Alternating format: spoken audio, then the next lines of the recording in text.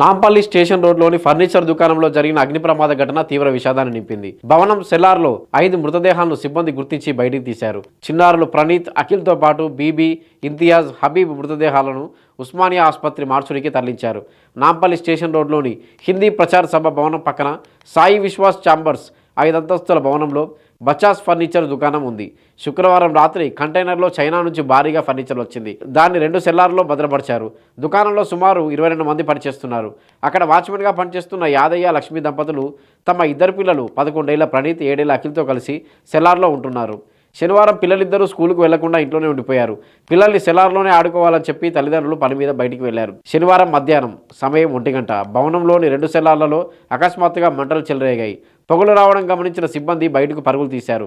దుకాణంలో పనిచేస్తున్న సుబాన్పురాకు చెందిన మహమ్మద్ ఇంతియాజ్, శాస్త్రీపురం ప్రాంతానికి చెందిన సయ్యద్ హబీబ్, సెల్లార్లో చిక్కుకున్న ప్రణీత్, అఖిల్, బీబీ అనే వృద్ధురాల్ని బయటికి తీసుకువచ్చేందుకు లోపలికి వెళ్లారు. కానీ వాళ్ళు తిరిగి రాలేదు. దీంతో హైడ్రా, పోలీస్, ఫైర్ సిబ్బంది సహా 9 విభాగాల సిబ్బంది సహాయక చర్యలు చేపట్టారు. పొగ దట్టంగా వ్యాపించడంతో రెస్క్యూ ఆపరేషన్కు ఇబ్బందిగా మారింది. ఆదివారం ఉదయం కూడా సహాయక చర్యలు కొనసాగాయి. ఫర్నిచర్ దుకాణం ఉన్న భవనం సెల్లార్కు జేసీబీతో రంధ్రం చేసి పనులు చేపట్టారు. అప్పటికే చిన్నారులు ప్రణీత్, అఖిల్, బీబీ చనిపోయారు. వారిని కాపాడేందుకు వెళ్లిన ఇంతియాజ్, హబీబ్ సైతం ప్రాణాలు కోల్పోయారు. గతేడాది ఓల్డ్ సిటీలో చార్మినార్ సమీపంలోని గుల్జార్ హౌస్ వద్ద జరిగిన అగ్ని ప్రమాదంలో 17 మంది ప్రాణాలు కోల్పోయిన సంగతి తెలిసిందే. సరిగ్గా 6 నెలల తర్వాత నాంపల్లిలో జరిగిన అగ్ని ప్రమాదం తీవ్ర విషాదాన్ని నింపింది. ఈ ఘటనలో 5 ప్రాణాలు కోల్పోయారు.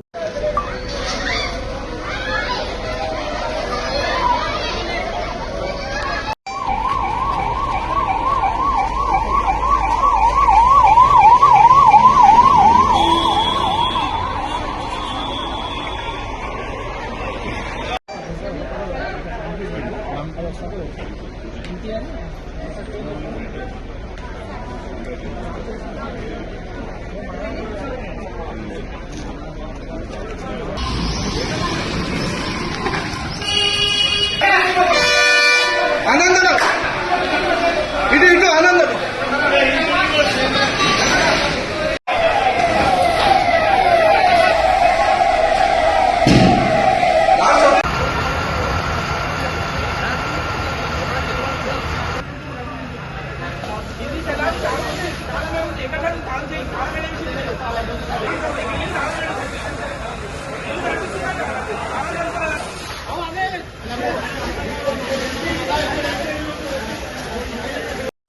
अरे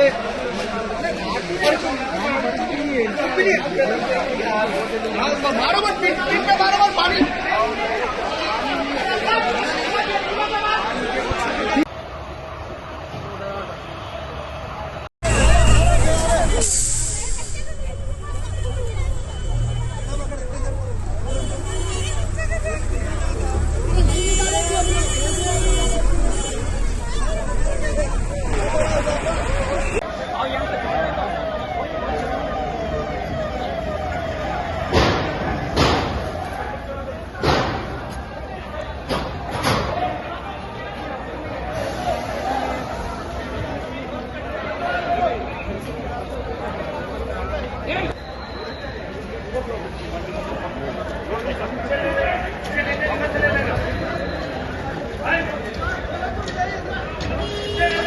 బచ్చా ఫర్నిచర్ సుమారుగా 12 గంటల టైంలో పొగ వచ్చింది. ఫస్ట్ బాగా పొగ రాగానే మాకు ఇన్ఫర్మేషన్ వచ్చింది. అడిగి ఇక్కడికి వచ్చినాం మేము. ఇవి వచ్చిన తర్వాత ఇక్కడ చాలా మటుకు ఎంప్లాయీస్ అందరూ బయటకు వచ్చేసారు. ఎవరైతే ఫస్ట్ ఫ్లోర్లో, తర్వాత గ్రౌండ్ ఫ్లోర్లో ఉన్న వాళ్ళంతా మొత్తం బయటకు వచ్చేసారు.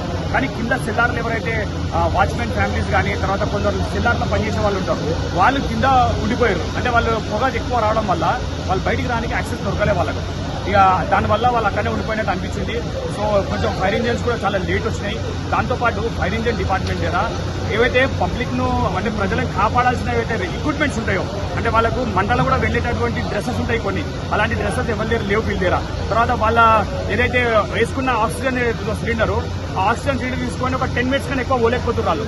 ఆ గేట్ మధ్యలో ఉందని చెప్పేసి, గేట్ లాక్ ఉందని చెప్పేసి ఆ గేట్ ఓపెన్ చేయలేకపోతున్నారు వాళ్ళు. ఒకవేళ గేట్ ఓపెన్ చేసి ఉంటే 2-3 గంటల ముందు లోపల ఉన్న వాళ్ళు మేబీ మనం బచాల్సుకుంటున్నాము. ఇంకా ఇప్పటికి కూడా తెలియదు. వాళ్ళు మంచిగానే ఉండాలని దేవుడిని కోరుకుంటున్నాను నేను. ప్రయత్నం అయితే జరుగుతుంది. జేసీబీ వచ్చింది. ఇప్పుడు జేసీబీ త్రూలో ర్యాంప్ ఒకటి దొరికింది మనకు. ఆ ర్యాంప్ ద్వారా సామాన్లన్నీ జరుపుకుంటూ వాటర్కి సపోర్ట్ తీసుకుంటూ లోపల పోనీకి ప్రయత్నం చేస్తారు ఇప్పుడు. దేవుని దయ వాళ్ళు బతకాలని కోరుకుంటున్నాం. సుమారుగా 3-4 ఉన్నారని చెప్పి సమాచారం ఇక్కడ ఉన్న వాచ్మెన్లతోని, ఇంకా తెలియదు ఇంకా కరెక్ట్గా.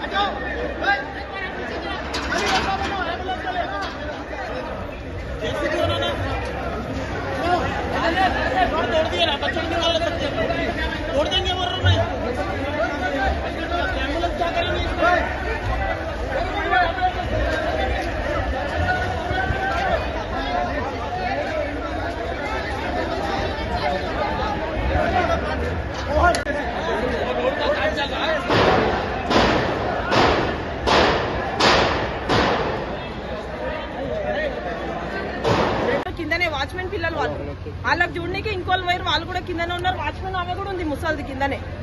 అలా కింద సడన్ గా తగిలిపోయింది మంట. ఇప్పుడే అయింది, ఒక 1/2 hour అవుతుంది. 4 సంవత్సరాలు చిన్నోడు, 12 సంవత్సరాలు పెద్దోడు. నేను పనిపోతే ఇళ్ళలో పనిపోతా. నేను అది ఎట్లయిందో నాకు తెలియదు.